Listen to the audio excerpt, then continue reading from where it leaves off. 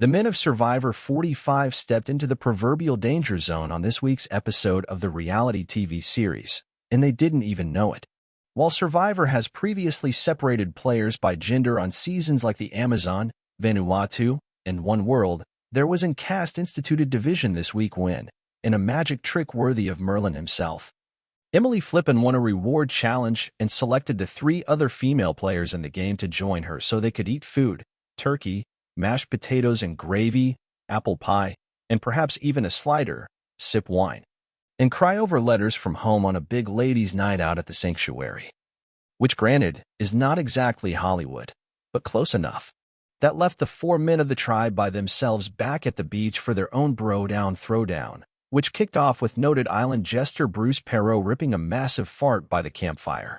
All the men seemed determined to enjoy their time together, rather than worry about if their goose was going to be cooked by an all-female alliance. Nor were they going to waste their energy attacking one another like a cougar, viper, and wolfman duking it out on a beach until someone got hit by a stinger. But then things got really weird. All of a sudden, montage images of chipper men flexing and chopping and fist-bumping and bro-hugging before sundown danced across the TV screen. Even the cool, calm, and collected Iceman of the tribe, Austin Lee Kuhn, got in on the fun. Making things even weirder, this entire testosterone explosion played out to the music of Kenny Loggins playing with the boys. Of course, 1980s action movie aficionados will recognize that song as the soundtrack the world's most famous homoerotic volleyball scene ever committed to film, that film being Tom Cruise's Top Gun. But what the hell was it doing on Survivor? In the latest episode of his On Fire podcast, host and showrunner Jeff Probst explained how this truly maverick decision came to be. Probst gives all the credit to editor Bill Bowden and producer Ryan Balthazar, first for creating a juxtaposition between the two groups, and also showing the second half of that juxtaposition through the eyes of its least manly man member. They saw an opportunity for a great compare and contrast, Probst says on the podcast. You have this really beautiful civilized girls' night. They're drinking sangria and the sanctuary is gorgeous. And then you've got boys' night where they literally are talking about farting. I mean, it's a quintessential boys' night. But the key to this on the boys' night was the first clever idea that Bill and Ryan had, which is, let's put it through Drew's point of view. Now you're in the social experiment part of the show. Drew's not used to being a bro, so he's trying to figure out how to do that.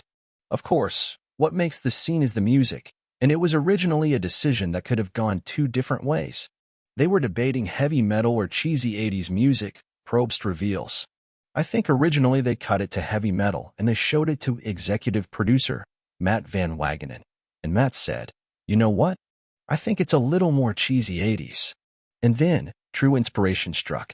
Bill said, what if we just go for it and we try to get the music from Top Gun, that song Playing with the Boys? What do you think? So Matt calls me and he said, listen, Bill has this crazy idea. And I do remember saying, that's all I need to know. If Bill has a crazy idea, I'm in. And he goes, but just let me tell you, what if we cut it to Top Gun? The move was such a radical departure for the show, it turned out Probst didn't know if he was in or not. I'll be honest, I was torn because I didn't know if kids would get it. And Matt and Bill and Ryan said, it won't matter. It's funny either way. And they were right. It's yet another example of an idea found in the editing room that was never originally intended back when filmed on the island. We didn't shoot this for Top Gun, Probst explains. We just shot it, and then Bill saw an opportunity. So it's another reason working on this show is so fun because I get these fun surprises as well.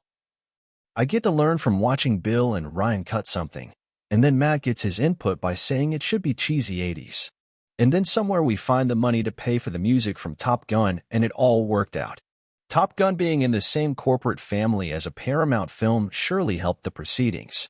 Like the Survivor players themselves who constantly have to think in terms of risk versus reward in the game, the producers decided this risk was worth taking and ultimately felt the need for speed. It's a big swing, says Probst. And it's the kind of swing that if it works, you're a genius, and if it doesn't, you're an idiot. Fortunately, our team is full of the former and not the latter.